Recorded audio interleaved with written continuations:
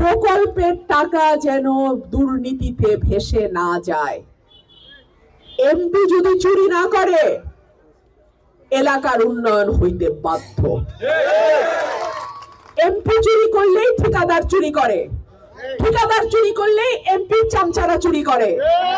MP যদি টাকা না চুরি করে এমপির চামচার বাপের সাধ্য নাই যে এলাকার প্রকল্প থেকে টাকা খায়। আমি যদি সৎ থাকি এই এলাকার উন্নয়ন কেউ বাধাগ্রস্ত করতে পারবে না।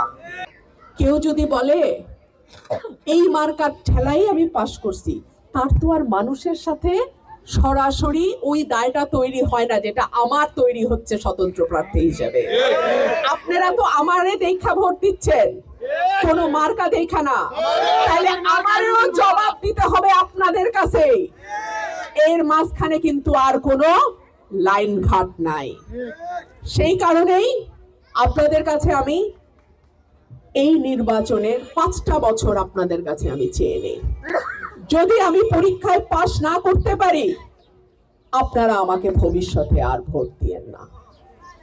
আর যদি আমি পরীক্ষায় পাশ করি, যদি উন্নয়নের দৃশ্যমান ছোঁয়া আপনার এলাকায় লাগে, তাহলে আপনাদের কাছে আমার বিনীত অনুরোধ থাকবে এই আসনের দিকে জাতীয় এবং আন্তর্জাতিক গণমাধ্যমের নজর থাকবে। আমি পরিষ্কার করে দিলাম, এই আসন নিয়ে কোন রকম খেলার চেষ্টা যদি কেউ করে দাঁত ভাঙা জবাব দেয়া হবে। আমার শক্তি আমার এলাকার ভোটার, আমার শক্তি আমার এলাকার ভাই।